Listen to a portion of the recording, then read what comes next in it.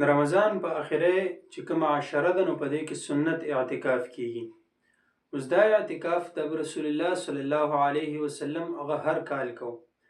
د حضرت عایشه رضی الله تعالی روایت دی بخاری نقل کړی دی. هغه فرمایي چې رسول الله صلی الله علیه وسلم به هر کال هغه چې کوم اعتکاف ته نو دا اعتکاف به کو تر د وفات پورې به نبی علیه السلام اعتکاف کو. بیا د نبی علیه السلام د وفات نه وروسته د هغه د بیبیانو هم دا معمول و چې هر کال به هغوی هم اعتکاف کو. حدیث مبارک هغه ډیر زیات فضیلت د آخرې عشرې هم بیاني او د رمضان المبارک هغه هم بیاني. بل طرف ته انسان ته هم دا تعلیم ورکوي چې انسان ته هم د الله تعالی دپاره اعتکاف وکړه. د هغې وجه دا ده چې کله دی په اعتکاف کې ناست په مسجد کې ناست نو د ده توجه الله تعالی طرف ته ډیره زیاته برابري. دی د الله تعالی د عبادت دپاره او د هغه د خوشحاله کولو دپاره ډیر زیات کوشش کوي.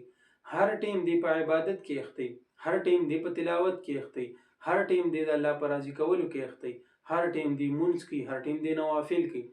بیا په داسې جومات کې او په داسې مسجد کې اعتکاف کول پکار دی چې هغه ځای کې 15 وخته مونځ کیږي، 15 وخته د جمع مونځ کیږي.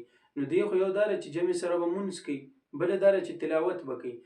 بله اهمه خبره هغه دا ده چې په اخرې عشره په دې کې لیلة القدر ده او اکثر خلک چې هغوی په اعتکاف کې ناست وي نو هغوی خو معمول دا وي چې ټوله شپه عبادت د الله کوي، ټوله شپه تلاوت یې کوي، ټوله شپه نوافل کوي. نو الله تعالی دغه انسانانو ته او دغه مسلمانانو بندګانو ته خپل چې کوم لیلة القدر شپه ده نو د هغې دیدار ورته نصیب